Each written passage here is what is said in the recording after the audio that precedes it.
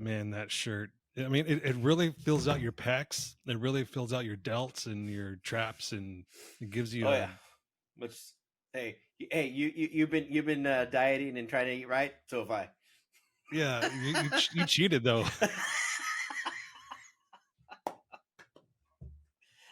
Look at that Oh belly my button. god, you got a six Look at pack that and belly everything. button. Look at that belly button. Jeez.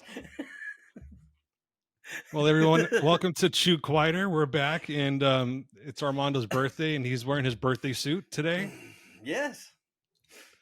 I'm just curious how many drinks you've had so far this afternoon. I haven't yet, but Oh, here goes the first one. Get that cracking in you. oh my goodness! I mean, you look like Jason Mimosa. That's what you look like. Mimosa. Yeah. Yeah, Jason Mimosa.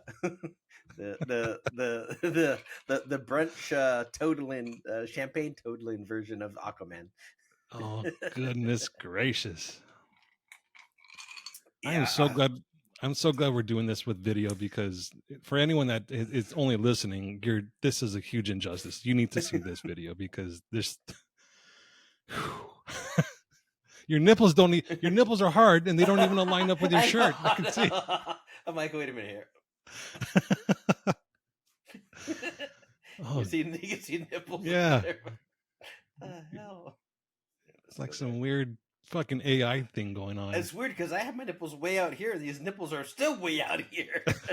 Well, probably because this is a shirt that Diesel bought for Diesel. It's like a medium. It's medium for you. Well, it's a freaking small. I don't even know. It was funny at Mob Moab. I put it on, and it was like I don't know how I even got that to even happen. Well, happy birthday. This is probably your 14th, 18th birthday today. Something like that. I can't even math that. It's girl math. Don't worry about it. It's girl math. It's only my 14th, 18th birthday. Yeah. So what have you done so far today? I worked. I've been working. I've been trying to get end of the month going. I still have clients that need stuff to happen. So, um, been working all day today. Not feeling 100% up to speed on life. I've just been like a little sick lately. You can hear it in my throat, in my nose. I've been like kind of nasty, but all good. Nothing that some cracking can't fix. Did you have to go back for more allergy shots or something? Tomorrow is allergy shots. Don't forget your fruit roll up. Yeah. So I'm like, okay.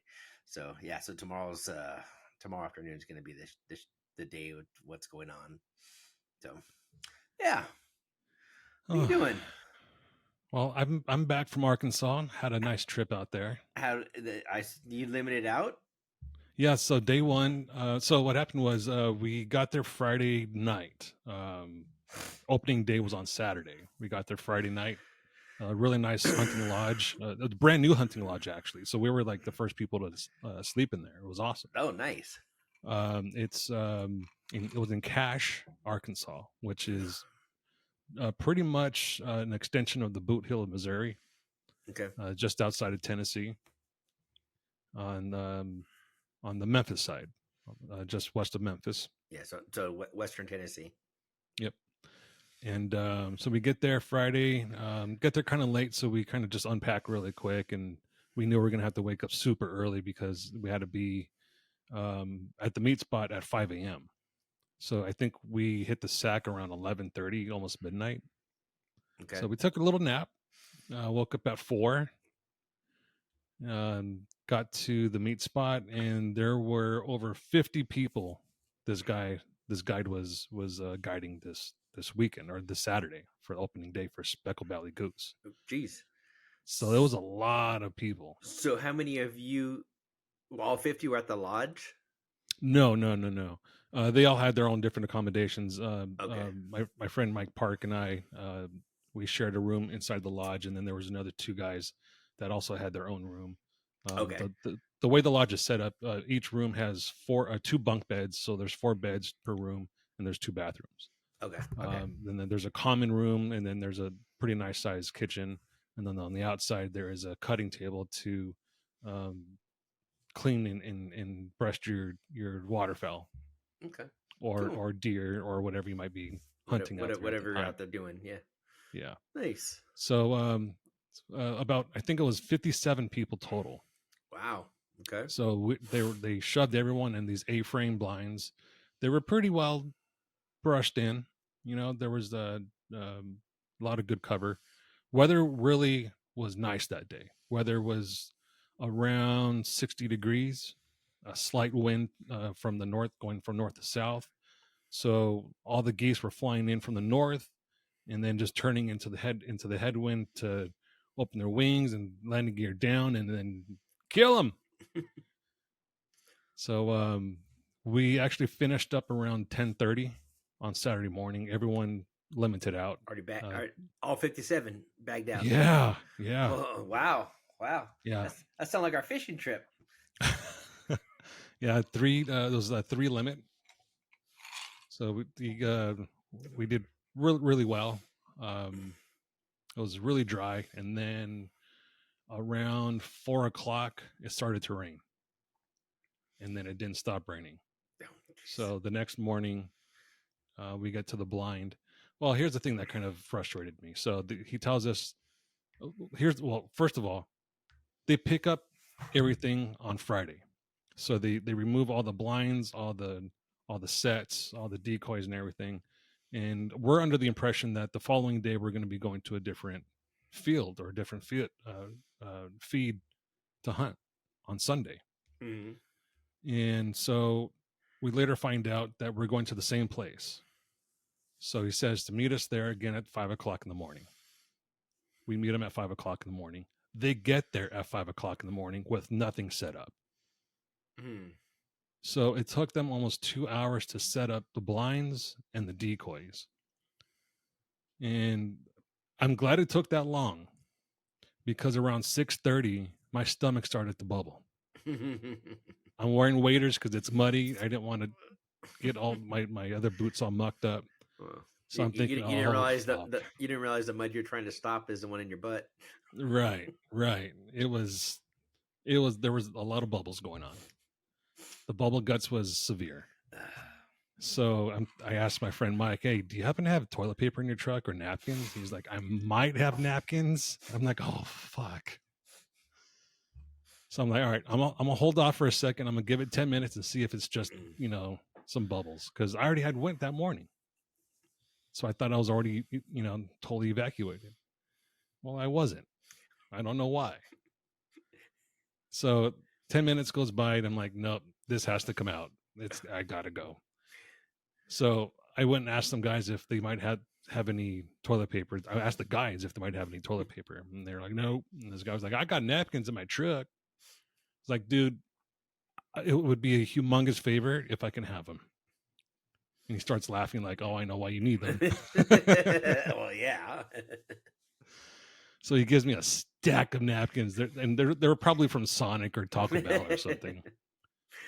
And I make the 12-minute walk from the meat spot back to the truck, because I was going to have to take my waders off. Oh, in the rain.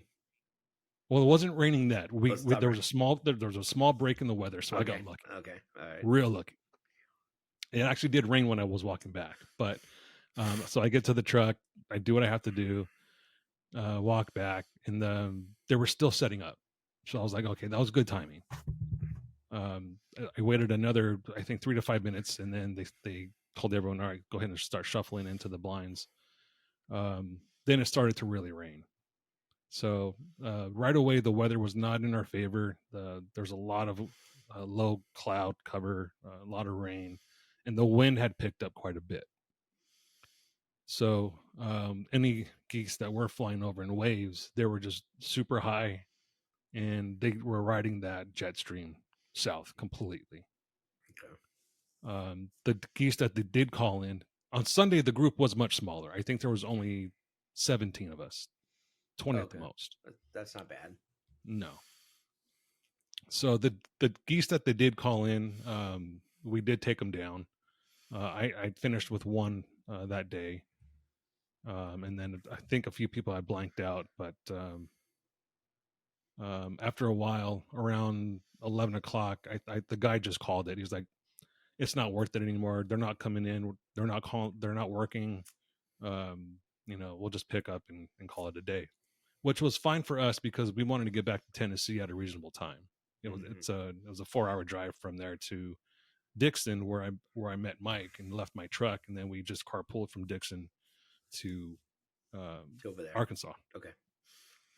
And he's in Nashville, so it's kind of like the only meeting spot that we can meet at along 40 to get out there. Okay. So that was pretty much it. It was the first time I ever breasted a goose. I've breasted a duck before, but not a goose. Very similar. Breasts are much bigger. Mm-hmm. We like big breasts. Nothing wrong with the big breasts. No, and I actually left the skin on this time because I want to pan fry them with rosemary, thyme, garlic, and butter. Okay. And get that nice crispy the skin crisp on it. Yeah. Yeah. So I brought home 7 breasts. I split my last goose with Mike. And they're currently in the freezer now. I'm probably going to cook 1 or 2 this weekend. I actually needed to finish plucking a little bit. I left a little bit of feathers, but that's only because when we're outside cleaning them, it was cold and windy. I was like, let's just get this fucking over with. So do you only breast them? Do you bring home the whole carcass, or do you only breast them? I only breasted them. So okay. I come to find out that you're supposed to at least leave on one wing in case you get pulled over by green pants, the game wardens. Yeah, the game wardens, yeah. They can identify the bird. Yeah. So I'm lucky we didn't get pulled over and get checked for the meat that we had. But yeah, I wanted to keep one whole and roast the whole thing, but I figured there's probably another time for that. I didn't want to go through the process of processing the whole goose right then and there, and figure it out and do it wrong. Yeah. Matt Loxley is like a professional at that shit. So I figured next time I go out with him, I'll have him show me. Okay. Cool. Yeah. But that was my weekend. Got back Sunday, took off work yesterday so I can kind of decompress and catch up on some sleep, do laundry, unpack and all that shit. Okay. Cool. Yeah. Sound like a good, fun, successful trip. Yeah. It was a lot of fun. Those are always good. It sucks when you come back with nothing. Yeah, it does. But I'll tell you, those country boys are funnier than fuck. So you get it from all over. Yeah, there was guys from Mississippi, Texas, Arkansas. There was some guys from Tennessee too, Missouri. I mean, guys from all over the place. Yeah. And every time someone would introduce themselves to me, they'd be like, hey, "Where do you live?" And I say, "Tennessee." They're like, "Really now?" Like, you don't live in Tennessee. You don't have an accent, motherfucker. Stop lying. Yeah. You know, like I'm not from Tennessee. I live in Tennessee. Yeah, I said that's what I would say. I'm like, I'm not from there. I've lived there for the last 3 years. Like, oh, where are you from? I'm like, don't hate me, but originally I'm from Southern California, and there's a reason why I moved to a red state. They're like, oh, well, we're happy to have you. Yeah, that's funny. Cool. Yeah. So the stories that they tell about their past hunting trips and their cousins, uncles, and shit like that. They're Southerners are a good time. Yes, they're a really good time. Always. So I always enjoy being in the South, just hanging out with the people from there, around there, and it's never been. I've never had a bad time in the South. No, and the thing that really kind of pisses me off is a lot of people stereotype and say people from the South are just dumb rednecks. But I'll tell you what. If there's ever an apocalypse, if there's ever any time where you need to hunt for your food, these are the motherfuckers you want to be friendly with. Yep. Yeah. The guys with the skills to make sure you get fed. The ones that are living off of the freezer that they killed, not the freezer at the The Kroger. grocery store. Yep. Yeah. So no, it's definitely a great time. Like I said, it's just some of the best people and the best conversations, are the people that I've met in the South and on that side of the country, that area. It's been incredible to be out there. Yep. So it's Halloween. I'm assuming your birthday is every Halloween. Every Halloween, yeah, for the last 55 years. Since your birthday is on Halloween, what are the things that you least like about it? Least like I don't think there's anything. So first of all, a birthday is just another day for me. So I get to take liberties and like have a drink at late afternoon and whatever, because we're doing this on a birthday. But I did that a couple weeks ago too when we did the last one. I had a drink, so it's not like there's much difference. But not much. It was great when I was younger, having a birthday on Halloween. There's always a Halloween party. There's always trick or treating. There's always a family can come over. So it always made for a good birthday. Even through probably my younger days going out, and I remember my 21st birthday, we went out to Peppers. Remember Peppers? Oh yeah. With some friends back then, and City of Industry. in City of Industry up on the hill right there at the 605 at the 60. Yep. We went out there, and back those days, I used to walk around with these trays with test tubes with shots in them. Yeah, I remember that. Remember those? Yeah. Well, Yeah. they brought me 21 of them for my 21st birthday. Ooh. Yeah, it wasn't a good scene. So it was an early night. I remember my 18th birthday. It was something similar to my 21st birthday. My good friend Freddie had took me on my 18th birthday to a strip club. So we go to the strip club, and he's like, "All right, I'm paying for a lap dance for you." I was like, "Really?" He's like, "Yeah, go ahead and have fun." I was like, "Sweet. I've never been to a strip club. I've never had a lap dance." So we go to the curtain room, and girl gives me a lap dance. Song ends. She's like, "Would you like another one?" I'm like, yeah, I do." She gives me another one, and she's like, "Do you want that song ends? You want another one?" I'm like, "Yeah, sure, okay." So like 10 songs later, I come out. My friend's like, "Dude, where the fuck were you?" I'm like, she kept asking if I wanted dances, and I kept saying, "Yeah." He's like, "Do you know how much those cost?" I'm like, no.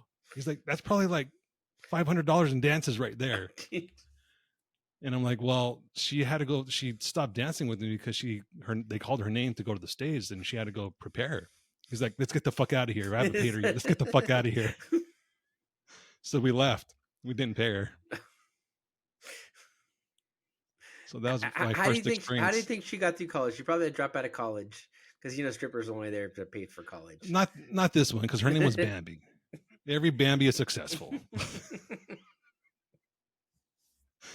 Oh. And my 21st or dad, one of the two. And my 21st birthday was very similar. The only difference was we went to a strip club that served alcohol. And you might remember this one. It was called Fritz. That's it.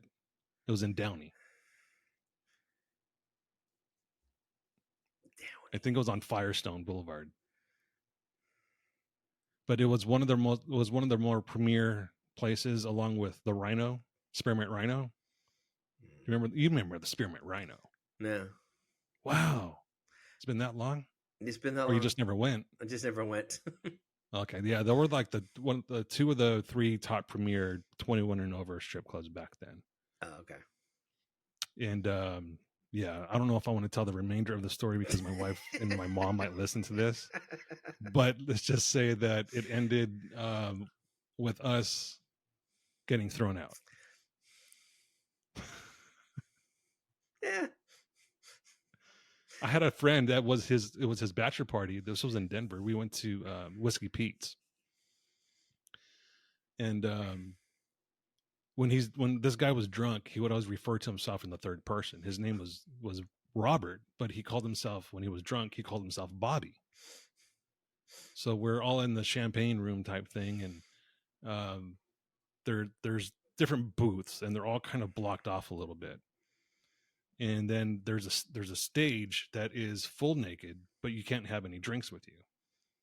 So he's at that stage where it's full naked, and I'm in a booth getting my lap dance. And all of a sudden I hear this slap. No, first I hear, "Ooh, Bobby likes," and then I heard slap, and then I heard, "Get the fuck out of here. You and your friends, get the fuck out of here." I'm like, I kind of like peek over, what's going on over there? Yeah, I don't know him. They look at me, they're like, "You out." I'm like, what the fuck? So we all get back to the limo. I'm like, what happened? He's like, well, she put her ass right in front of me, spread her butt cheeks. I licked my finger and put my finger right in her butt. I was like, no wonder why we got kicked out.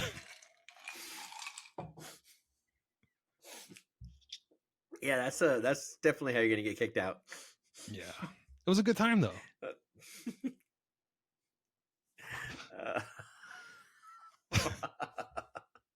It was one of the only times at a strip club that I was semi-sober.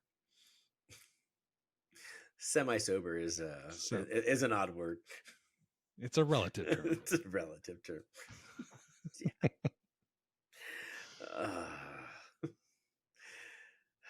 So, but yeah. So no, just that's it. And then now, like having kids, it's preparing kids to go out and do Halloween.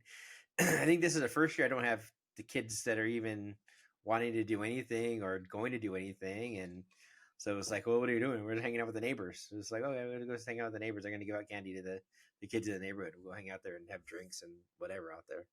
But that's it. I think I have a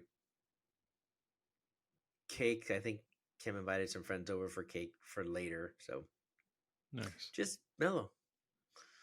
It's about what I want. Just mellow. You're gonna hand out candy? Yeah. How much candy did you buy? It was like $40, like freaking candy. $40. That's like 10 pounds of candy. I don't know. It's these giant bags that have like 200 pieces. Yeah, we only went with like a 1 5-pound bag just because we weren't sure how many kids were going to be coming in the neighborhood. It's a new neighborhood, so that's all we bought. Yeah, so we do typically in this house. We're in a cul-de-sac, and there's the 3 of the 4 houses that actually do anything out there. The other ones, they work night, so they're usually gone. So the 3 of us put a table out there, bring our chairs out there, put the fire pit on in the cul-de-sac, and then just have a table, just all kinds of crap in there. Just kids come, just go crazy. That's pretty cool. So we live in a cul-de-sac also. Maybe we should think about that next year. Have a little block party or something like that. Yeah, a little table, just hang out there and just chill. Yeah. And we're so far apart. So, I mean, so from my street, we take the dog for a walk at night. It's across my street to down the next street, through the cul-de-sac, back, down up to the next walk, around the cul-de-sac on both sides, just like figure 8, and then back to around our cul-de-sac and back to the house is about a mile. Wow. So it's a lot of walking between houses, and then you got to add going up and down drive or walkways and stuff going to houses. So it's a long way to walk with a bunch of little kids. So we end up seeing more golf carts and side by side with kids jumping out and running around.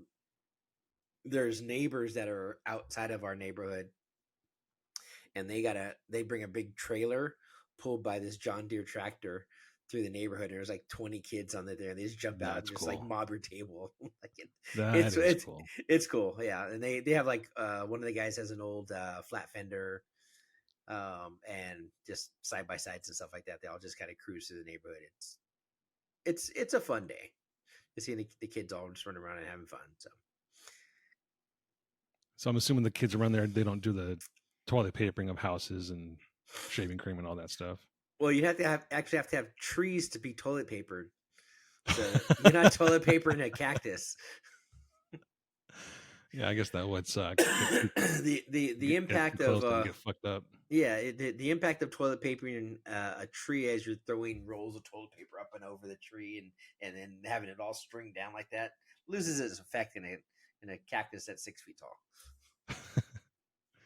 So we don't We have used much to of do that. that. We Oh used to yeah, do that. But times have changed, I think, because now you have, you know, doorbell cameras, and it's a lot easier to get caught. oh yeah. There's cameras everywhere. My whole house has perimeter cameras all around, and anything happens around my house, I can see it. But it still should happen. We did it. Was that my senior year? We went out, and there was probably 20 of us out TPing certain houses, and we went up to this one house on the hill that was on their list to go do. It was like I don't know, one of the homecoming or football captains, whatever it was, went to go do the street, and we all like started walking down the street while these Asian gang members were sitting out front of the neighbor's house from where we had to go, and they saw us and they pulled guns on us. Oh shit! What are you guys doing? We're just toilet paper in freaking houses. It's like it's whatever going on, and they were like, not on this block. We're all just like, okay, we're gonna go that way. But yeah, it's that was the last time I ever did that. What's the worst candy you ever got as a kid? Worst candy I ever got? A toothbrush. You got a A toothbrush? toothbrush from I might have been a dentist. Jesus, what a fucking Yeah. worst thing you could... Yeah, worst thing you could get. Probably black licorice Ooh, or black Twizzlers. That's even worse. yeah, like- black licorice is not a good look. Yeah, no, it's terrible. And circus peanuts are absolutely the worst also. Circus penis? Circus peanuts and circus penis. Wait, what are circus peanuts? It's like a marshmallow shaped peanut, and I don't know, I've never eaten one. It looked like it was going to taste like shit. So the little foamy look peanut Yeah, thing. Oh, I yeah. love those. Really? Yeah. You can have What's- about a half of one, but that's about it. Okay. Yeah, it's so I- freaking sweet. When I was a kid, I used to love. I haven't had one in probably 30 years, but yeah, I used to like those. Remember, I had a neighbor that would tape a nickel to a card and it just said "Happy Halloween" from your neighbor. I was like, "What am I gonna do with the fucking nickel? Go buy a Bazooka Joe?" two pieces of bazooka for a nickel. I mean, in that gum, you take 2 chews and it's over. It's already hard to begin with, and it's like Yeah. The only thing worth it was the comic strip that was the in comic was all you're there for. there. Yeah. It's like the gum in the baseball cards. Like why even bother with the freaking shitty ass gum in the baseball card? That thing is always hard and chalky and crappy. But we always took note of the houses that had Snickers bars or like the good fun size candy bars. Or the full size bars. I remember there was a house in our block. They used to give out full size bars, and then the neighbor, she usually goes and gets full size bars, and she gives them out to the kids like with the really good costumes. They'll get a full size bar. I think the first year we did it, I think she went and bought like all full size bars, and we just all split up that, and we just handed out full size bars to kids like all night. Did your parents ever make you like ration your candy, or was it a free for all? You can eat as much as you wanted whenever you wanted. It was kind of free for all. After the mom and dad tax.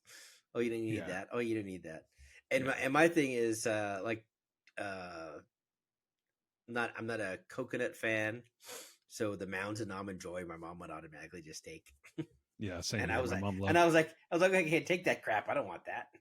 Yeah, same here. She loves Almond Joy, so I was like, here, you can have this. I don't want this. Yeah, have these. Yeah, there's things that I don't want, and there's things that I do want. Just leave my sugar babies. Take the Milk Duds. Take the Whoppers. Remember when we used to have to take the candy to your parents first, and they'd have to check them for razor blades? Yeah, to make sure there wasn't any Is that Any razor blades or anything in them? Is that still a thing? I'm assuming so. I don't know. I don't know. I don't know. I've never seen a razor blade in a candy. Neither have I. Like, was it all just a scare tactic or something? I think it was something that some bullshit parents do to go through your candy and snake whatever they wanted. Probably. It's like the old wives' tale. Like, here, yeah, we have to check it to make sure it's not poison. It's just like the last 10 years or something like that. People would be like, oh, be careful that you might get, edibles in your trick-or-treating. Like, no one is giving away free fucking edibles. Trust me. Yeah. I'm giving a $20 pack of fucking edibles to some little dipshit kid down the street. No, not happening. No. And if I did see it, I'm going to go back to his door later on and be like, hey, how much for those edibles? Yeah, I think I gave you something I didn't want to give you. Here's 5 pounds of candy. There were certain things that my parents would not let me eat.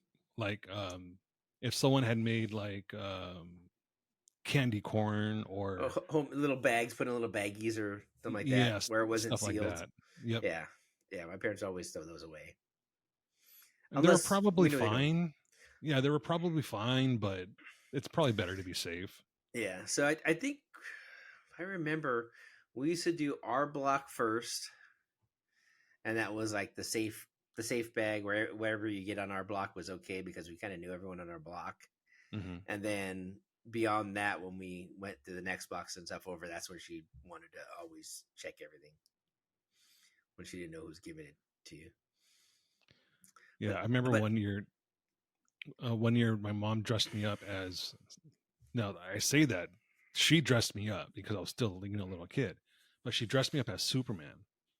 And she put the stockings on over my shoes. So she sent me to school like that. And I was slipping all over the fucking place because the school didn't have carpet in the classrooms or anything. Yeah, it was that really cheap. That linoleum tile. Squares. Yeah. The stick down linoleum squares. Yeah. So I just kept falling all over the place that day. And it was the most horrible Halloween that I ever experienced. I think the next year she just said, fuck it. She just put a sheet over my head and literally put a rope around my neck so it looked like it was just the head. You're and then cut holes in it. You're a Klansman. Yeah. I'll probably look like one, yeah. So worst costumes. Remember those plastic masks with the little string around it they put on your face? Yes. And then the plastic, it was just like a rectangle with legs and no arms or just little arms. Sweat. And you just sweat in it, and then you're like, my face was in that plastic mask just dripping. Like, you bought them at Thrifties. Yeah, Thrifties and Kmart. Thrifties, Kmart, Zodies. Yes. My dad worked at Zodies one time. And he'd always remind me, I used to work there. don't care anymore, Dad. Well, good thing there's not anymore around. He can't tell you that. Yeah, no kidding. And I even think, remember Pick and Save? Yeah. I think they had those too. Yeah, they had some of those Pick and Save. Yeah, those were the worst fucking costumes. Yeah, they were terrible. And I remember I wanted to do that. And then I think after like the second, third year, I was like, okay, I don't want to do that anymore. Those are terrible. And then the second, probably worst costume is just it's a cool idea to have your face painted until you have your face painted and you want to get that shit off. Yeah. Yeah. It's, or you're walking around and you're wiping it because it's still kind of warm in Southern California on Halloween, or in Arizona, it's even worse. We've had some Halloweens where it's still 90 degrees through the day. Yeah. Luckily it's cooled off the last week, so it's not too bad for us now, but there's kids like just sweating the whole freaking side. They're just wiping this stuff, and their face is all just like whatever, and like they have black eyes or the green face, and just like all like. Next thing you know, you're like that. Fucking Alice Coopered. Yeah. Next thing you're like that kid. I like turtles. But I remember, and it's weird to think this, but I remember Halloween, I had to have been 10, 11. And we walked probably miles through neighborhoods getting candy until like it was probably like 9:30, 10 o'clock. Mm-hmm. And my parents just like walk with us like around the block, and then it was like, hey, go. And it was just a big group of us, like 6 or 8 of us, kids in the neighborhood and Right. stuff. Maybe a bigger group, maybe cousins were over or something. And we just go like just keep walking until we were just done. Yeah. And then come home with a freaking suitcase full of freaking candy. Yeah. We used to use pillowcases. Yeah. Pillowcase. And those- Suitcase, pillowcase. Yeah. And you know you had a great day when it was like it's tiring to walk home with that thing. Yeah, I can't carry this bag, it's too heavy. Fucking candy lasts you a whole year. Yeah. Tuck that under your bed and sneak in and grab a piece here and there when you want to. I had a junk drawer when I was a kid. I had a junk drawer. So I would always throw my candy in the junk drawer. And then my brother, I think we shared it for a while. And so our candy supply was just unlimited for years. My mom actually made me stop trick-or-treating when I was 12.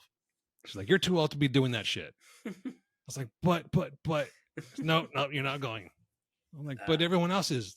I don't care if everyone else jumps off a cliff. Are you going to jump off a cliff? Yes, if there's water down there and I don't die. Yeah. Yeah. It's funny. It's like now the whole thing is like, don't shame the older kids out trick or treating. Now I'm like, who shames a kid that's too old? I guess some people do. I'm too little old to be trick or treating. Like whatever. Hey, you're doing you're doing the business. You're walking. You're doing the stuff, and you're dressed up. Here, have at it. I think there's a certain age that there should be a cutoff, though. Like 18. If you have once you get to a registered voter ID card, you can't trick or treat anymore. Yeah, I think once you get to 18, it's done for you. 17, you're pushing it. If 16, if you're driving yourself to trick or treat, that's too much. You're driving yourself to trunk or treat. Yeah. Your mom's like, take your brothers and sisters with you, but mom, oh damn it, no. Trying to sneak beers with your friends. That's what I should have done. I was supposed to get little bottles for the adults for trick or treating. Oh, that's a good idea. I'll do that next year. Yeah, little bottles of Fireball. Throw them in the ice in a bottle of ice or an ice chest of ice. It's yeah. Like, here, trick or treat. Trick or treat, Dad. Trick or treat, Mom. Trick or treat, Mom. Trick or treat, Dad. There was one neighbor that we had in my old neighborhood in Whittier. The guy, now that I think about it, I think they were Mormon or Jehovah's Witness, so they didn't participate. But we went one year and did the whole hello trick or treat. It's like, we don't have candy. Goodbye. Oh, Jehovah's. Yeah. So the next that same night, we took a bag of rice, and this guy cherished his lawn, like loved his lawn, took care of it every day. So that night we went, took rice and threw it all over his grass. And I guess the next morning, birds were just like feasting all over his grass, and it fucked up his grass and turned it brown. Oh, Jesus. Oh, damn. He didn't have any trees, so we couldn't toilet paper it. Not even a cactus. No, not even a cactus. I think he had a bush, but that was about it. It was the 70s. Yeah. Bushes were popular back then. Bush was very popular back then. Remember Revenge of the Nerds? Nerds. Booger. Nerds. We got Bush. Yes, that's a great movie. Love that movie. I need to watch that movie. Yeah. There's a Halloween scene in that movie. Yeah. That's how the main nerd got some action. Yeah, in the costume. Yeah, in the bouncy room. Pretending to be the football star. It's what's his name from Married with Children? Jefferson. Yep. Yeah. He's I forget his real name, but yeah, I'll always know him as Jefferson. Is it Ted? I think his real name is Ted. Yeah. I don't remember his last name. Sounds right. I think it's Ted. Yeah. That's all. That's the best I'm gonna get right now.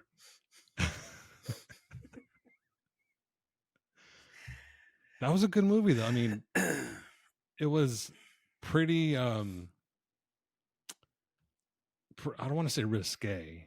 I guess it was risque. It kind of was. It was like on that edge of everything: nerds, jocks, sexuality, kind of everything, kind of college life, all mixed in there. Yeah, and Lamar, the gay guy. the gay guy, just flicks your wrist, so he throws the javelin with the flexi in it. Oh my god, that thing was funny. Yeah, no, that was a good movie. That movie cannot be made in these days. No. Anything made in those days can't be made these days. No, it's a goddamn shame. Any comedy of those days can't be made these days anymore. Well, even what was that movie with Seth Rogen? Not Seth Rogen. Yeah, he was in it too, but it was the teenage kids. Superbad. Yeah. Even that couldn't get me today. No, you couldn't make that. No. It's a goddamn shame. So let's get into part 2 of the Hype Bright wheels. It turns out, I don't know if they heard our podcast or not, but they've updated their website. Baja Built actually now has a functioning website that's just more than a landing page. Really? Yeah. All right. And they have Light Bright all over it, which is kind of funny. But the 4x4 group, whatever that fucking company was that's in the Middle East, they are based out of Dubai. So Okay, yeah. Their Light Bright is being backed by what looks like a terrorist country, a country that supports terrorists, quite frankly. I don't know how else to put it. It's a country that oppresses people. So it's kind of interesting that they would allow themselves to be associated with those kind of people. Yeah, I think people should know that they're not buying American wheels, they're not buying American manufactured wheels, and they're not buying from a company that is actually from the United States. They are actually factually in the Middle East. Yeah.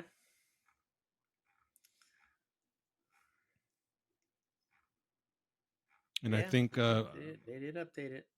And I think also the only reason why Light Bright is surviving is because their OnlyFans page. I assumed, because I've only seen a few pictures when they first posted to that there was like lovey-dovey pictures of Kevin and Brittany. Come to find out, no, Brittany is completely butt fucking naked. She's got butt plugs in her ass. She's spreading her butt cheeks. She's showing people her asshole. That's how they're surviving. It's based on her sexuality. Yeah. There's so I take back everything that I said. It's not respect. I mean, how big of a fucking cuck do you have to be to sit there and take pictures of your wife and post them online for other people to see? I've heard rumors that people have paid them so she can fuck other guys, and he watches. I've heard rumors, multiple rumors. And now that I see these pictures, thank you, by the way, to my friend that sent me the link. Now that I've seen these pictures, I kind of lean to believing those rumors that he is a full-on cuckold.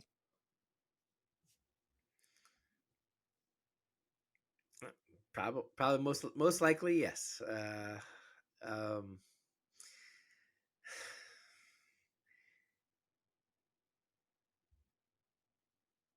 I have zero anything for both of them. I don't even care enough to have any feeling either way for either one of them. I will be cordial when I have to be, because I have to be. And well, I don't have to be anymore. Neither So, do I. so Awesome. I'm like, whatever. But there were times when we would share a booth with Rockcrawler, and they'd be in the booth, and I'd have to like they'd end up at dinner or whatever, and I'm just like, oh fuck, I don't want to fucking hear her. I don't want to hear him. Yeah. But I, I I just have zero anything for either one of them to even consider them, and then I just whenever I see someone like. Well, Light Bright said this. I just want to laugh my ass off, going, "How fucking stupid are you to actually like follow anything or hear anything?" And then there's it goes, "Well, they do something good for people by teaching whatever." And I said, "Yeah, but come Are they really teaching people something, or are they just regurgitating what someone else told them? on." Yeah. So I was like, "All right, whatever." So, but so they have a picture of their Jeep, which has a paint job like Marvin's, Mm-hmm. and oh, and now they're with ADS shock. So this is like shock manufacturer number 4 for them. Well, I wonder if Bilstein found out that she was spreading her butthole online for money. Well, I can't believe that even ADS, who's owned by the Holley Corporation, approves that. Holley's Holley is hot rods and girls in bikinis, but I think that goes even beyond what the corporate ideal is for Holley. Right. And then, I mean, Bilstein's just as big in OEM and aftermarket manufacturing and reseller of their products. So I can't assume that their legal team can say, yeah, they continue to deal with these influencers. So I don't know. It's just I don't know. We'll see. And if you think about it, it's a sad situation because either one of them have really held down a legitimate job for years, right? I mean, before this, Kevin was trying to sell insurance, and from what I understand, he got fired from that job. So if this ever ends for them, they're quite frankly incapable of finding a legitimate job that is good paying because they have no skills. They have no real corporate life skills. Yeah, it's I mean, she's a dumbass to begin with. So that's probably why she's spreading her butthole on the internet. And then he's just pimping her out, and that's how he's making his money. yeah, and that's what I would expect. Yeah. It'll end soon for them because, I mean, it can only, it's not sustainable. Well, It's just not sustainable. Yeah, it still seems to be going, and we thought this was going to end years ago. It's still going until OnlyFans came out. Yeah, and then I guess that's what rejuvenates some of it and lets it go a little further. Yeah, I mean, you really have to have some father issues if you're online showing out like that. I mean, if you're looking for that much attention, you must have some real big daddy issues. Yeah. Oh, and I've also heard that there may be a lawsuit coming down on them because of some claims that they've made about that wheel.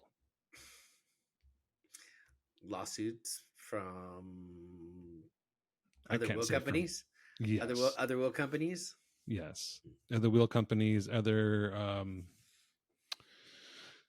Trying to be vague because I don't want to ruin anyone's litigation, but yeah, there's something coming down the pipe from them that they're not going to be happy about. It happens.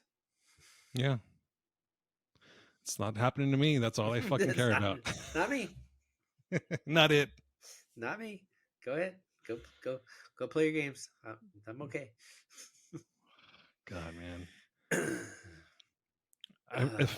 If I was going into a business and I was going into business with someone that's backing me, I would do my due diligence and figure out what this company is all about, where they're from. Are they tied to any terrorist organizations, shit like that? You know what I mean? I'm not gonna just blindly say, okay, I'll take your money. Oh, you're from Dubai? Okay, I don't care. That's fine. I'll take your money still. If I hear someone saying, yeah, I'll back you, and I ask them, you're from Dubai, I'd be like, oh, hold on a second. Give me some background on you. Yeah. Tell me about the last 10 years that you've been in business. Tell me who's backing you. Yeah. It's I I can assume by the changes that they're making, they're probably getting pushed out of any of the regular avenues because of what else they're doing. So they're looking for any opportunity they can to keep the train running. Mm-hmm. Or they leave sponsors left and right once another one pops up. I mean, Mm-hmm. look at how dirty they did Milestar. Yeah, everything. They were big time on Milestar, and then went to Nitto, and then they were all in with Metal Cloak, and then went to Rockcrawler, Mm-hmm. and then they were all after me for stuff, and I was like, whatever. That was the Will email that the reply all from Will. You want to tell uh, that story? didn't Will tell that story? Did he already? I thought he I don't. did, I don't but remember. I don't remember if he told it actually on the podcast or on the not. podcast. So yeah, so got an email requesting a belly pan because I don't know, they're the one that they were using that they were claiming was the best in the industry was destroying itself, and they wanted ours. And they sent an email, and it was to Will and to me.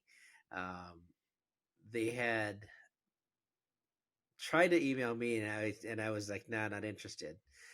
Then they tried to go around me by going to Will. Well, I held the keys, so I'm like, you can't go around me if I hold the keys. So he sent it to Will, and then Will sends it back to me, and I believe to Nate, maybe Artie, whatever, or whoever it was. But replied all instead of forwarding it to just us, replied it all, and then basically said that, and I don't feel that I want to, because they go from brand to brand, and just not worth it. And I was like, as soon as it sent, like a couple minutes later, I went through it. I'm like, dude, you reply it all. He's like, what? I go, you reply it all. He's like, oh fuck. Oh, fuck. So he had to send another email after that. But it was one of a comical time. It's still something that him and I like constantly. I'm like, yeah, reply all. Huh? I mean, sometimes those are happy accidents though too. Yeah, I did it. I did it inadvertently. It was an error. My mistake. Mistake, Yeah. air quotes. Yes. My bad. How many times did you think you turned people down for sponsorships? Oh, everyone. I seriously, I wouldn't do it. When I started with the company, there was people that were getting stuff, and I was like, what is this person getting this for? Well, we'd worked with them before, they did this, so yeah, we just send them whatever. So they would approve stuff. I'm like, what? Okay, what are we getting? What are we getting? What? Who is this person? Like, Mm-hmm. who is this person? Oh, he's like part of like some local group in Tucson. Okay, that's fine, but it doesn't justify what we're giving. Yeah. So, and then it was probably the height of the sponsorship, being sponsored by, in that time. Mm-hmm. Was when we started growing, and it was constantly, and I was like, sorry, not something that we want to be part of. And I changed how we did things. We got rid of the racer program because the racer program was just a loser.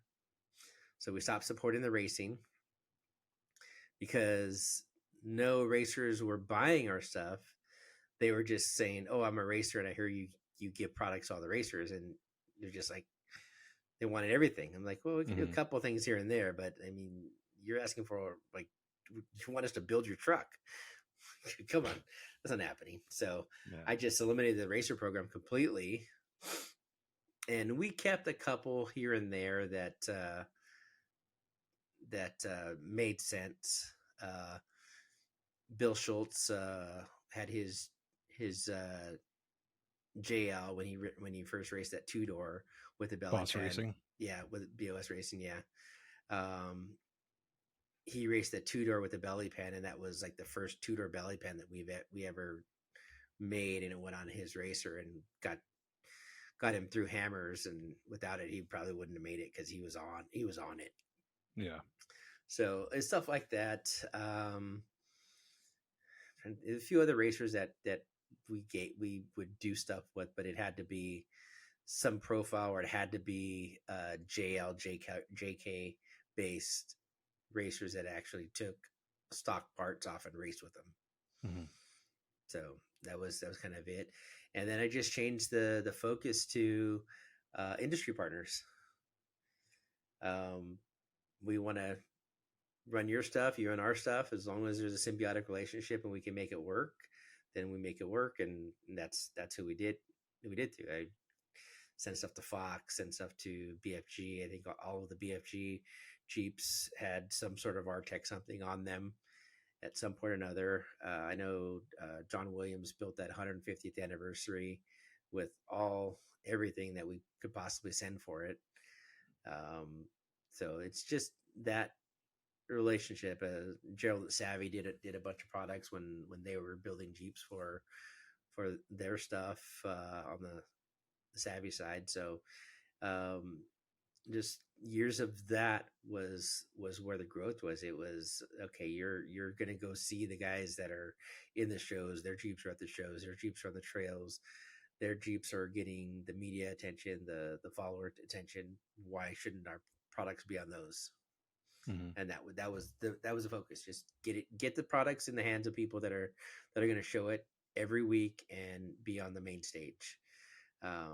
Some guy that's in a Jeep club in Eastern Ohio with 4 other Jeeps or 10 other Jeeps is not really giving us that explosive energy that someone else of the other side would. Yep. So, So I think I got involved with you around 2015. Does that sound right? yeah. And I think it was months before that I actually hit you up, and you're like, "Well, what do you have to offer me?" And I was kind of blown away. Like, wait, I thought you were supposed to offer me something. And I realized, oh, I know what he's talking about now. So that's when we kind of started working together, and I started doing some product shoots for you guys and some videos and that sort of thing. And we did some trading basically. yeah, and that's the way I made sure our sponsorships were more like horse trading. We did stuff with all the manufacturers, and whenever they need anything, we horse traded. Um, I mean, everybody that you see as a manufacturer was building Jeeps.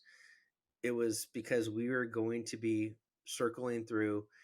We're gonna send stuff to this company. Okay, they're gonna send us this because it matches and it works, and it gives us the same bilateral union where we're sharing content and property and kind of boosting each other, and that's it's a big way to grow a company. So any of you guys that are in a small company, it's putting stuff in the right hands that will make or break you. Yeah. Well, I remember when Troy Gayton was working on his Jeep. There was quite a bit of a partnership there too when he had his Encima. Yeah, we did.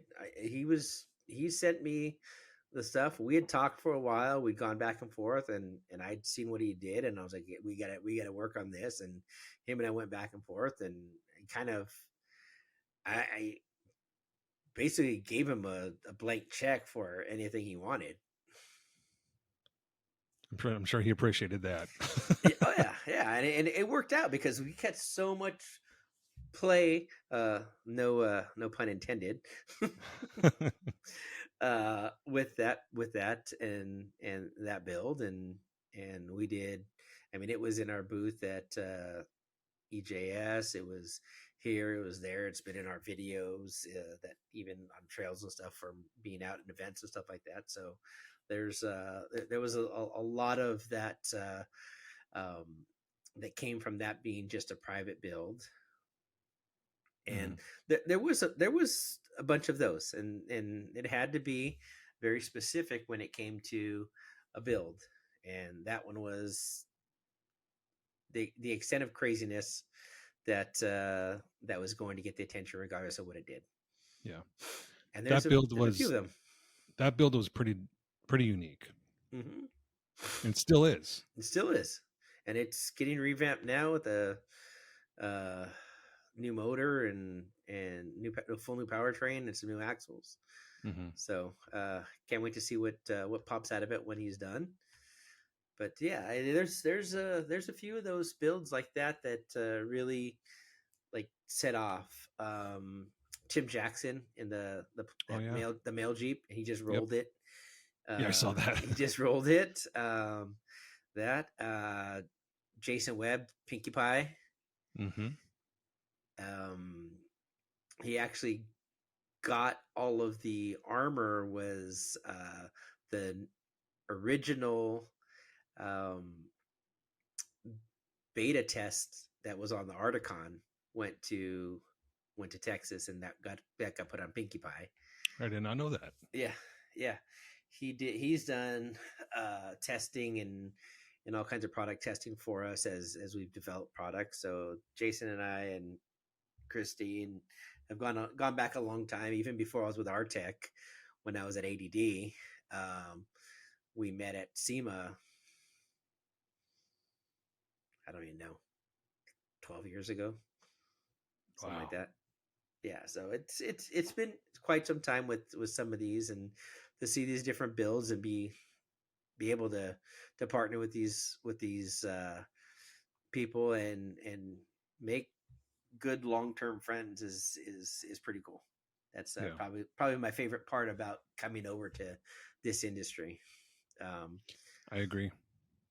Is that, and so funny is we had a meeting this morning with the Rock Crawler and Savvy crew about planning for next year and the year after, and we keep talking. I keep saying, "We gotta go back to Texas. Go back to Texas. I want to set up this thing in Texas again." It was so fun to be out there and to be in that little town and go out to Wolf Caves and just bring a bunch of people out there and just have a great time. Yeah, just like a customer appreciation crawl. Yeah, just kind of like a Mob Moab. Just go out for the weekend. You come in. You do your own. You pay for your trip out there. You pay for your lodging. We're not going to charge you thousands of dollars to come out and hang out with us. You just make your way out there, and you want to camp somewhere. You want to go B&B down in town. You want to find a hotel around town. Whatever and however you want to do it. Come out and hang with us, and we'll get together something for that. It'll be a good time. Sounds like it. Yeah, can't wait. Well, listen, we should wrap it up. I know it's your birthday and you got things to do and things to drink. I've been drinking. Tables to set up and fires to light. Something like that. Cool, brother. Appreciate it. Again, happy birthday. Thank you. Take off that shirt because I think it's cutting off your circulation. It's cutting off my brain. I'm like, I think I just cut off my. Oh, there goes everything. Too much flex. Just cut off my ears. It was too much flex. Yeah, no, jeez. Cool, brother. Thank you, guys. Appreciate it. Whoa, that went crazy. That sounds way better. Look how loud that is. I can actually hear. What the heck? All right, everyone. Thanks for listening, and we'll catch you next time.